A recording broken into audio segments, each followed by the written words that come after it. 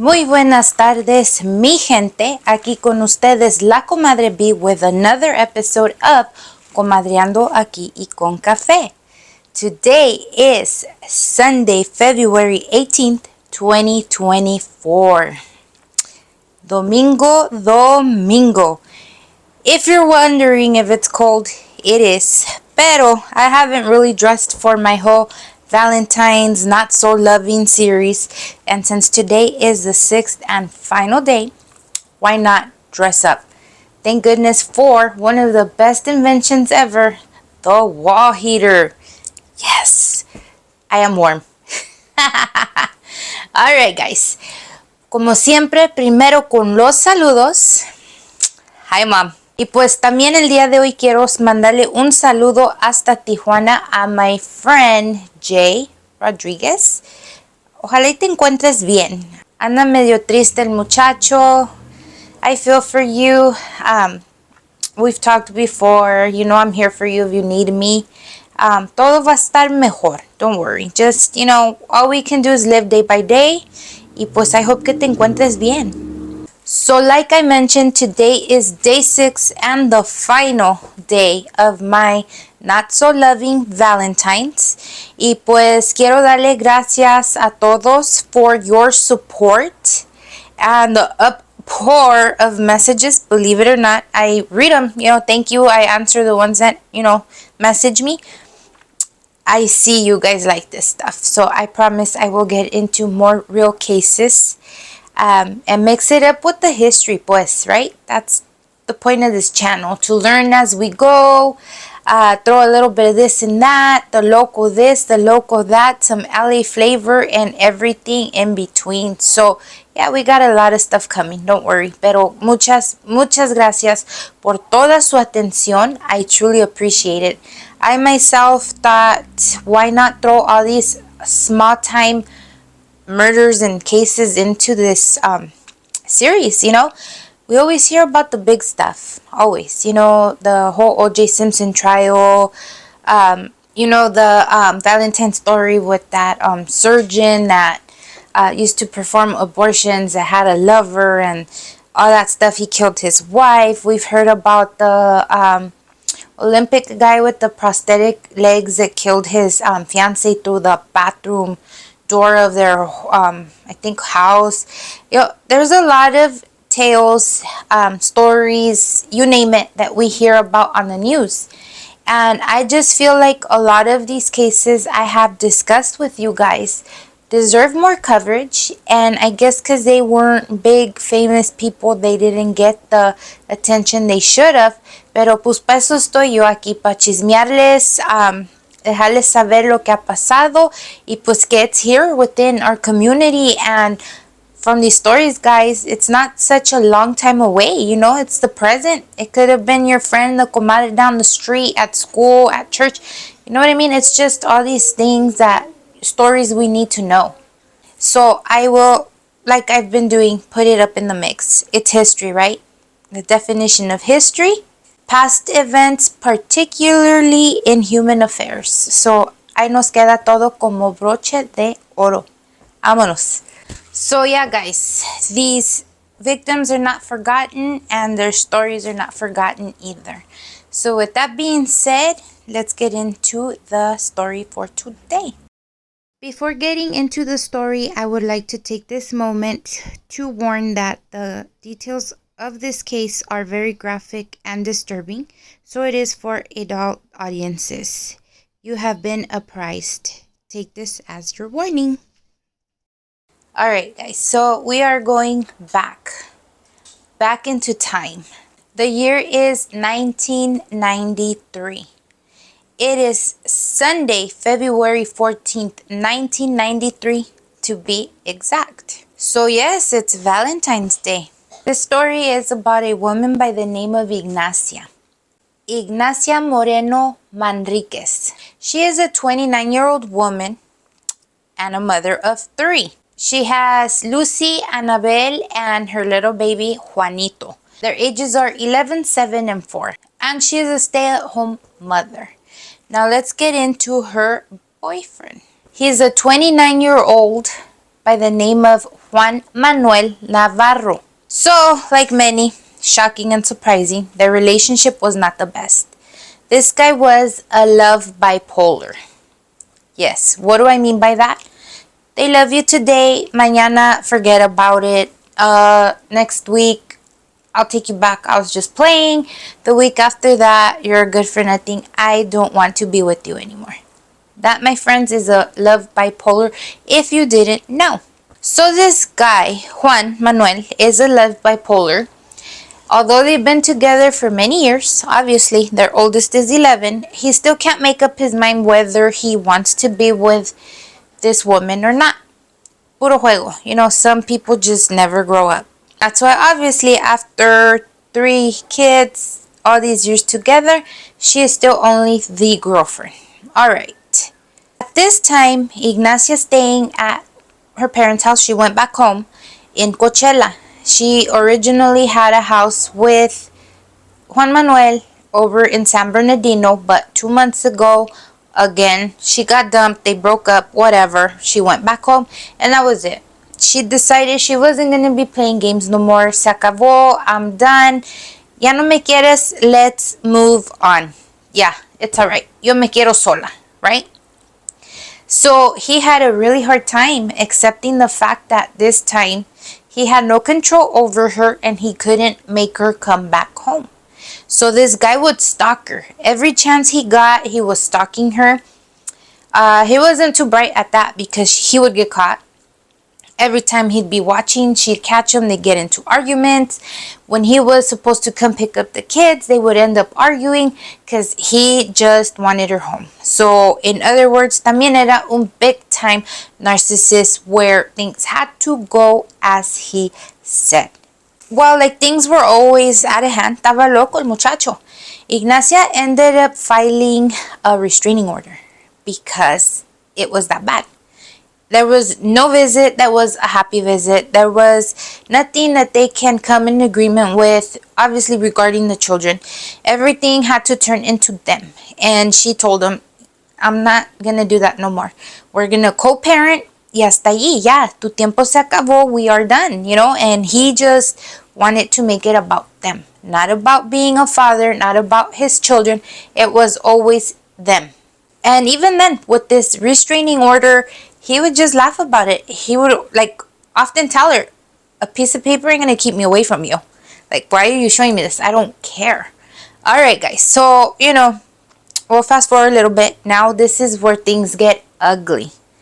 It gets really, really ugly. So it was this day, February 14th, 1993. Sunday morning, obviously like everybody, a gusto, getting up, you take your time. It's the weekend, you know?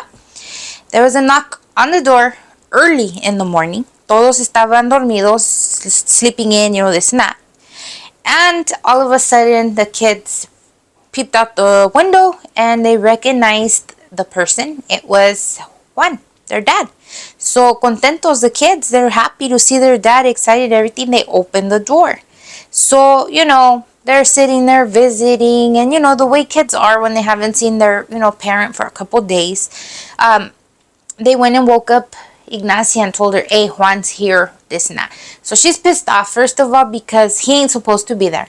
Second of all, because it was really early in the morning. And third, it's her day off. Like, come on, she's resting and you're gonna come over here and just wake up the whole house, have them all up in an uproar, you know? Whatever. She woke up, got herself together, you know, walked over there, and she told him, so Juan, what are you doing here? You're not supposed to be here.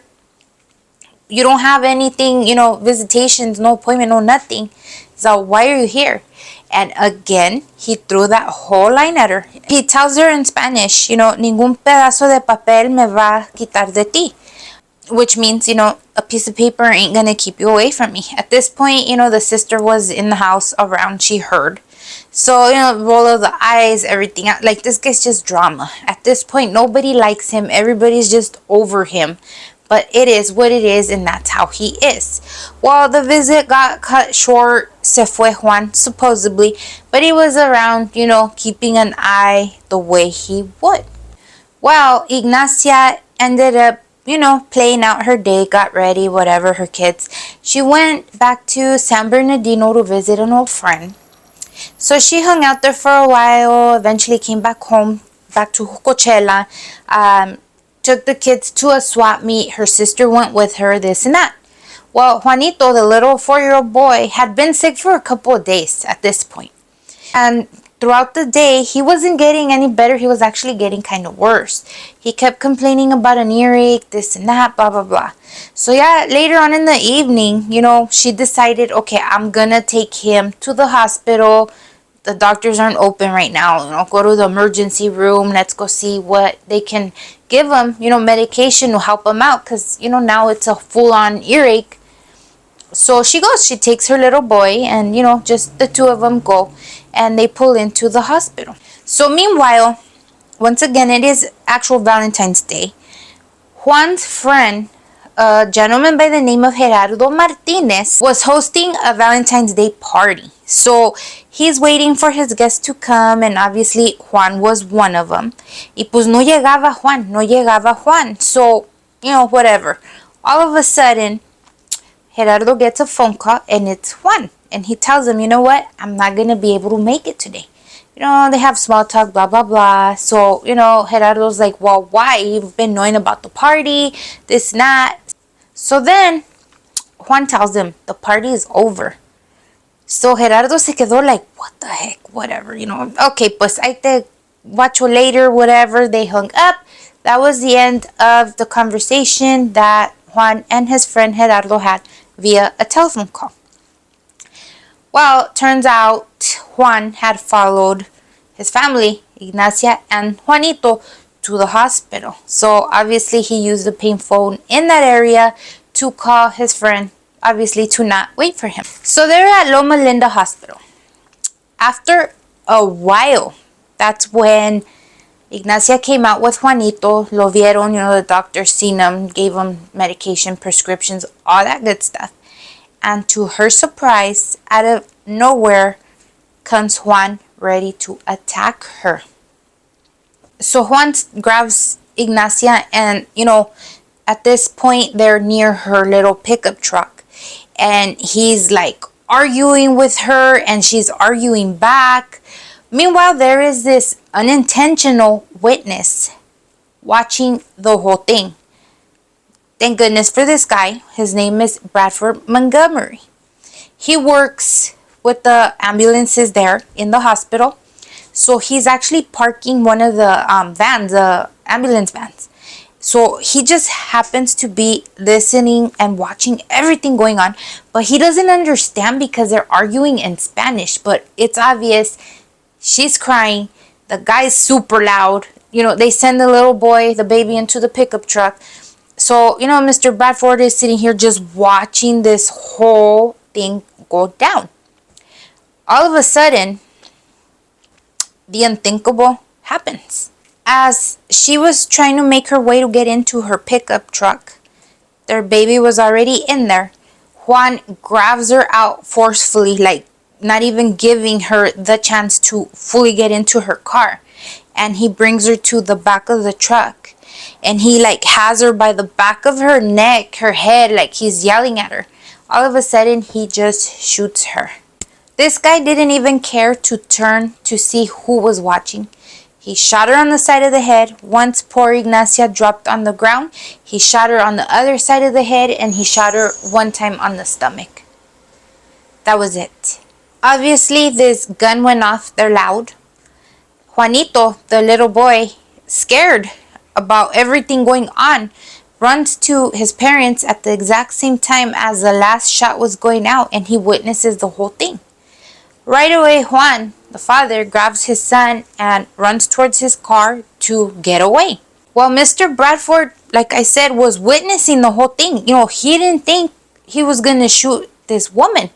He's in shock. What the heck he just witnessed, right? So he wastes no time. He starts chasing this man that's driving this car all crazy and fast, out of control.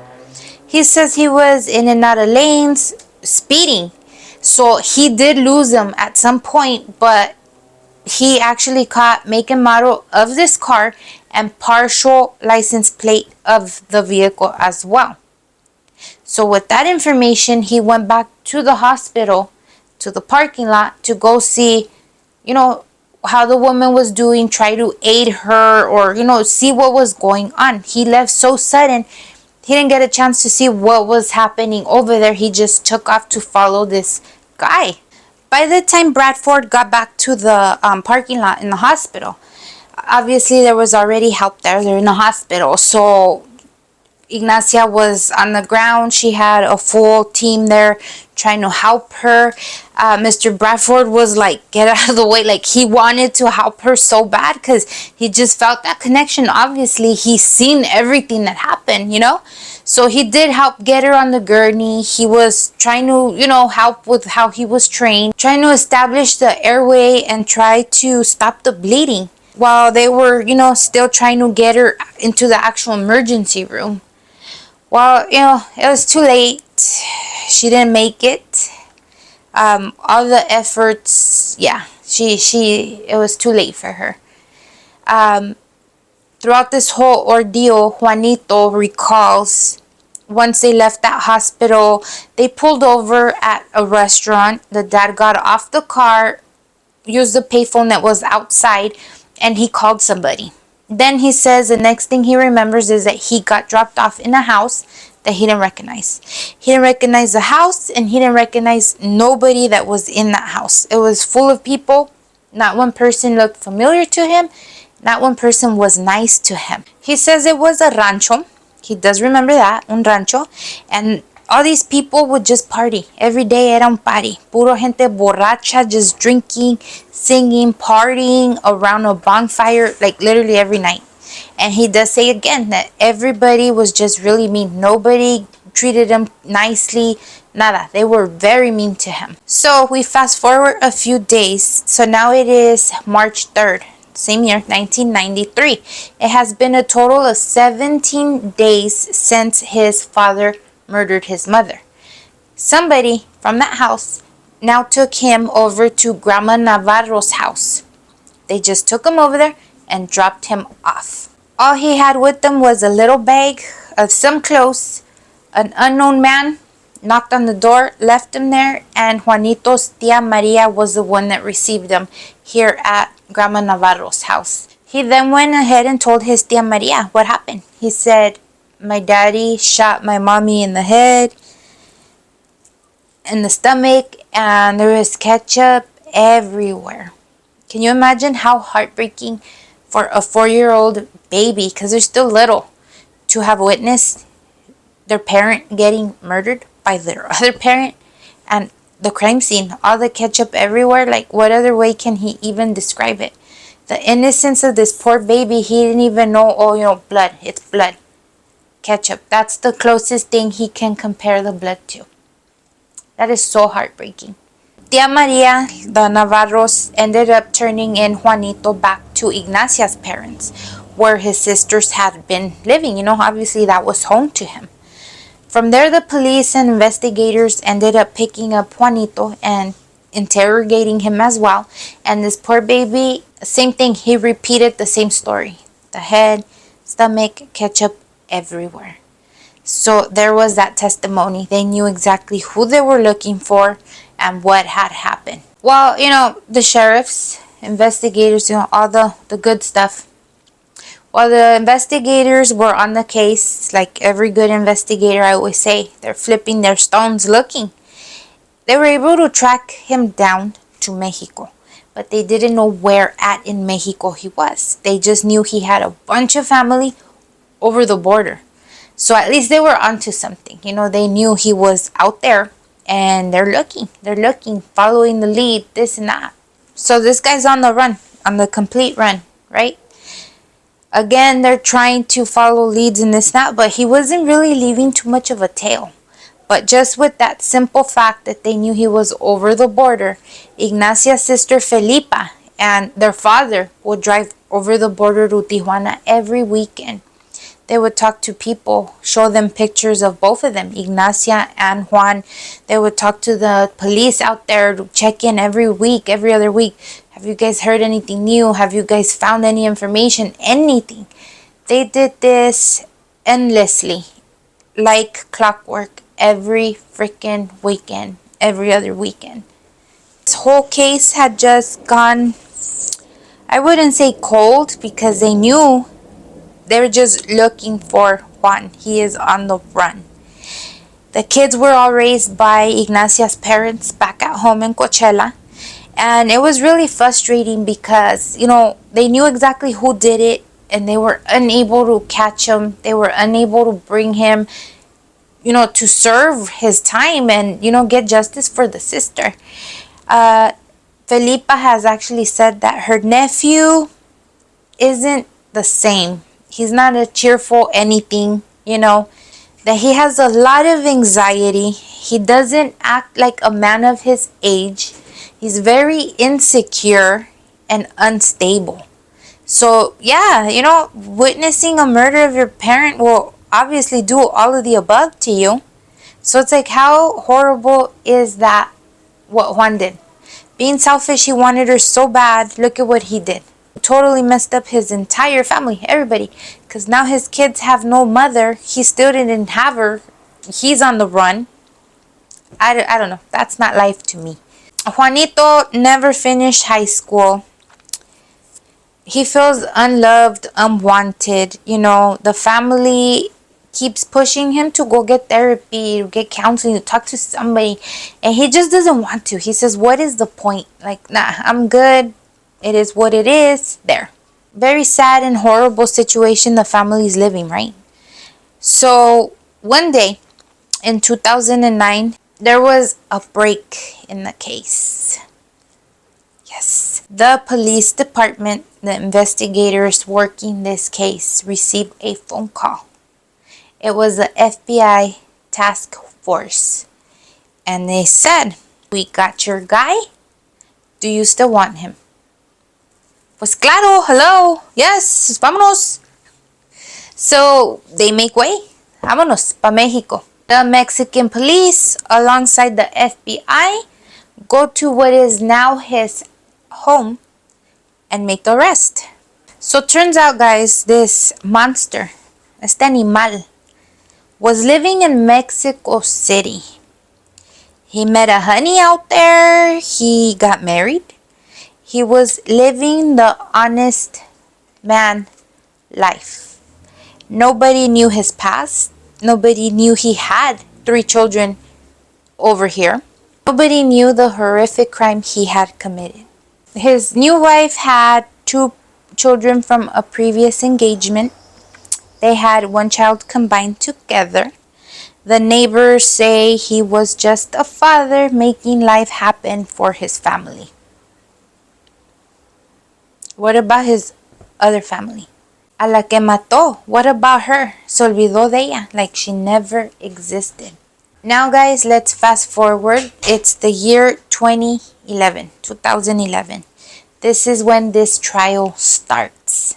Many witnesses testified, starting with Juanito. He is now 22 years at this time, in 2011. They had Ignacia's sisters, Ignacia's parents testify. The ambulance tech, Mr. Bradford, he testified. Even Juan's friend, Gerardo, remember the guy that was having that Valentine's party? He testified. And Juan's sister, Maria, went up on the stand and she even testified against her own brother. In her statement, she did say that she had heard her brother having a conversation in which he said, if I cannot have her, no one can. Judge Howard Wilson was the one that handled the case. He heard everybody testify. He heard stories. He heard everything. And he said, yeah, everything here, evidence, Juan's testimony, Juanito's testimony alone, enough to hold Juan for murder and kidnap. Murder for Ignacia and kidnap for Juanito.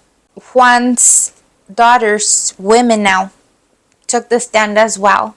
And they were actually able to read their victim impact statements to their dad. There's tears everywhere, as you can imagine. And he just sat there and listened. He had a translator translating everything to him. And he just sat there and didn't look at anybody. He didn't look remorsed at all. And it was just sad, Juan himself took the stand when questioning, and he said, I don't know if it was admitting, but he said that he was actually going to suicide that day. He killed her. His thought was to kill himself. He didn't mention killing the baby, but he said, I was gonna suicide, but I just took my son and ran instead. Maybe it was true. Remember, he had told his friend the party's over. Maybe that's what he meant, and he had a change of heart at the end, or got scared. Who knows? That's believable. He probably had thoughts of suicide, murder-suicide that day. But yeah, it's just a horrible case. Ignacia's parents were both alive and listening. Her brother was giving him, a victim impacts letter as well, the statement. He was reading out his letter. And yeah, like I said, it's just really emotional and really heartbreaking. The judge threw into his sentence stalking as well. He said, you know what? You're in there for murder, kidnap, stalking. And he added extra time because he committed the murder in front of their 4-year-old son. I guess age makes a difference when you're sentencing somebody. I'm not sure, but he added all that into his sentence. The family is relieved that he's caught and he's going through the justice system. They're relieved. Obviously, that emptiness, that hole of their mother missing, their daughter, their sister will never be replaced, but at least he is where he needs to be. They talked to Mr. Bradford, the ambulance tech, and he made a statement. He said, I'm really happy that the family has closure now. He said, I'm thankful that I was able to help them. He says, I was raised to always do the right thing, and getting involved and acting as I did was the right thing. He said, if it would have been anybody in my family, I would have wanted it to play out the same way for us. So yeah, not a lot of people would get involved seeing something like that. Many times I've said before, everybody always wants to act like they don't see nothing and they don't hear nothing for that reason, because they don't want to get involved.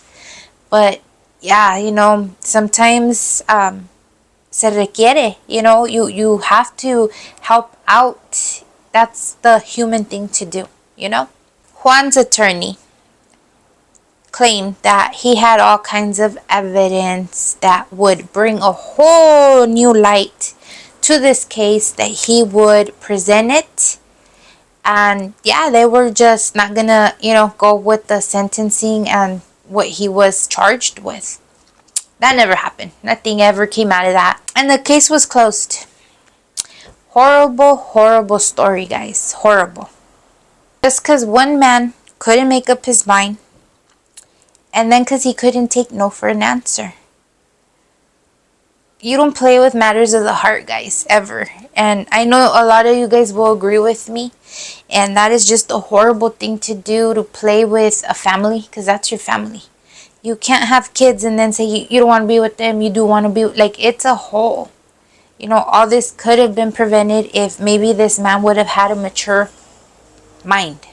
I did find this picture of Ignacia on findagrave.com. She didn't have to go this way, guys. Such a young mother, a young involved mother, robbed of her life in her prime, 29 years old. That's so young. So much to still live for, your kids to be there for. It was just heartbreaking. Just the whole way it played out. Kids without a mother, parents without a daughter, siblings with no sister. You got 2 families with no father. Got a man in prison for life. Like, how is this any good? Aquí nadie ganó. Nadie. Ignacia Moreno Manriquez May you rest in peace. And guys, please take those red flags seriously. No matter how much you think you're in love, no matter how much you like the person, if there is more things that you don't like than the things you actually like about them, run. Turn around, walk away, run away, skip away. I don't care what you do, but get out of there. The red flags do not lie, guys. They do not lie. Please, please be very careful when you're falling in love. Like I always say, study that person, learn that person. And if there is things you don't like, vámonos recio. Get out of there. Y pues eso les tengo, raza, el día de hoy. I hope you enjoyed this series. I have more where this all came from. Y pues que pasen muy bonitas tardes. Have a beautiful Sunday. Los adoro, raza. Bye.